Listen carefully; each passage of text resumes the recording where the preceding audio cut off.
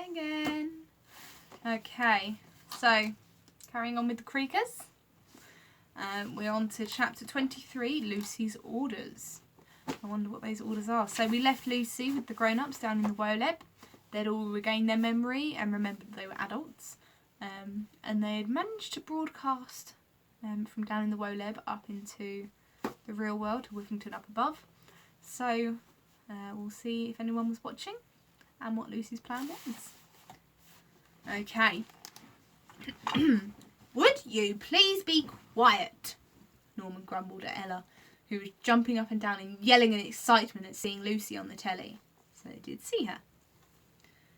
Lucy's there, Norm! She's on the news! I told you so! She sang, dancing in circles. Yes, but we have to listen to what she's saying. He grabbed the remote control and turned up the volume. I've found the grown-ups, Lucy announced, and I need your help getting them back. Ella and Norman gasped. Quickly! Where's that megaphone? Norman said, searching the room and then running into the kitchen to keep looking. Triumphantly, he pulled the megaphone Lucy had confiscated out of the fridge. He ran into the street, placed the now freezing cold megaphone to his mouth, and pressed the button. Children of Whiffington! His voice echoed around the houses as little heads poked out of windows and over fences. Lucy is on TV. Our parents have been found. There he is, with his megaphone. All the children poking out from all over the place. I quite like that there's one hiding on the roof up there. That makes me laugh. So, oh no. Yeah, there is one. Anyway. There was a slight pause. Then, after a tremendous clatter blah, blah, blah, blah. Try that again. There was a slight pause. Then a tremendous clatter arose in Clutter Avenue, and every child stampeded to Lucy's house. They burst through her front door and gathered in front of her TV set to hear Lucy's announcement together. It's Mama and Papa! Ella cried as Norman came running back into Lucy's living room, squeezing past the crowd of children sitting on children that now filled it. There they are, in the crowd behind Lucy! Ella said, pointing. Norman recognised them instantly. They wore matching silk pyjamas with their initials sewn in the pockets. And Ella's father had an enormous mare's hat perched on his head. And that's my dad, gasped Norman, spotting his father. He was pretty easy to see too, as he was wearing his full scout leader uniform and looked like an oversized, bald version of Norman. One by one, all the children pointed out their mums and dads, nans and granddads. They were even excited to see the teachers.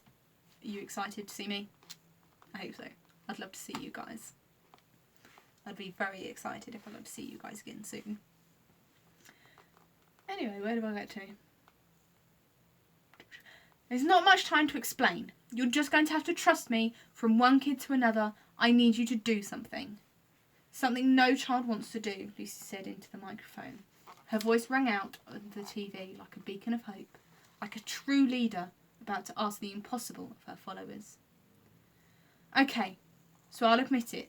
We've had fun without the grown-ups. We've stayed up late, eaten all the junk food our bodies desired, and even watched movies rated higher than PG. But it's time we faced reality. Look at the town. Look at yourselves. Lucy paused, but the kids of Whiffington didn't need to look. They knew where Lucy was going with this, and they knew she was right. It's a mess. We're a mess.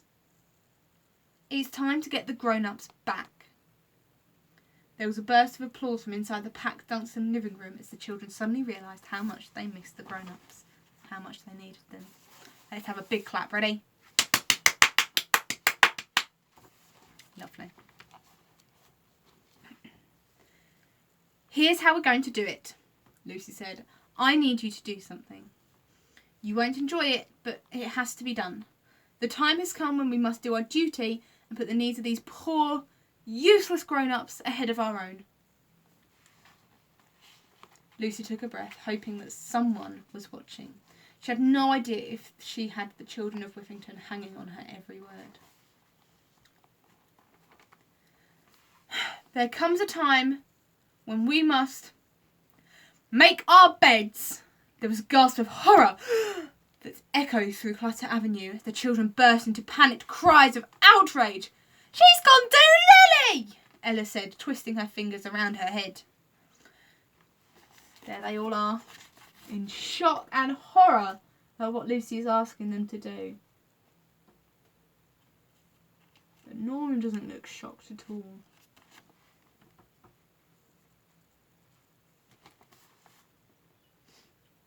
"Shh!" Norman hissed. "Keep listening.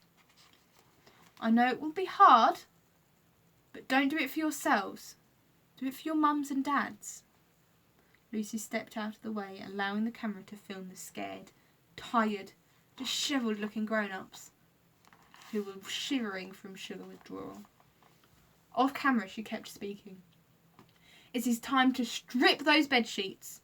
Flip those mattresses, open your curtains, and let the sun shine where it never usually shines. Under your beds. Children, to your rooms!" Lucy ordered, and at her command the children of Whiffington began marching back to their houses and up to their bedrooms with purpose. "Right, you heard her," Norman said, as he and Ella scrambled back upstairs and burst into Lucy's bedroom. "Normanatron, assemble!" he boomed. "What? Never mind. Quickly, take off the pillows," he said as he pulled back the duvet and ripped off the sheets. "And open the curtains," he added. "The curtains? Why?" "Lucy said to let the sun shine where it never usually shines. Under the bed. And that's exactly what we're going to do." Norman lifted up the mattress and rested it against the wall as Ella pulled the curtains back, allowing the morning sunlight to flood the room with its warmth. They both stood side by side, staring through the bed slats at the floorboards beneath. Floorboards that were usually kept in darkness, hidden in shadow. Now they were exposed to sunlight. What do you think that would do? Having sunlight on the floorboards underneath the bed where the Creakers come out. All at once, Norman and Ella could see what they were hiding. The solid wooden floor beneath the bed bubbled and hissed like a witch's cauldron as the sunlight shone directly on it. Norman, look!" Ella said, noticing something out of the window.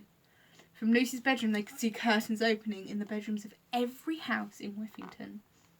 As the sunlight flooded in through the windows, a strange crumbling sound started coming from the floor. They both jumped back from the unmade bed and saw the strangest thing ever. The floorboards began to shift and wobble. And then they started swirling. What had once been solid wood was now a twirling whirlpool into another world. There they are. The floorboards under the bed bubbling and hissing.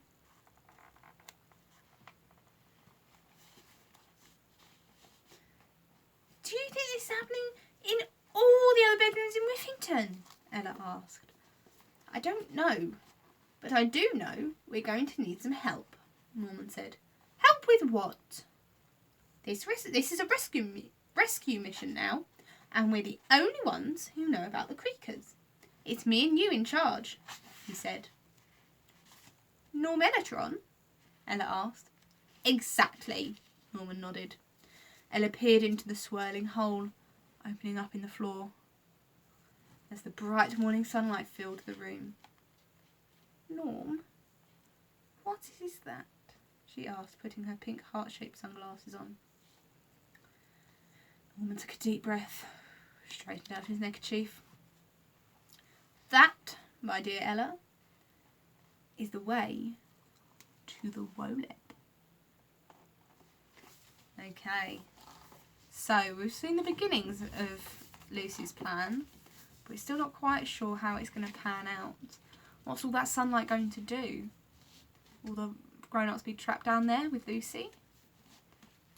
Who knows? We'll find out tomorrow when we read chapter 24, Sunlight. Okay, I hope you enjoyed that, and I will see you tomorrow for the next chapter.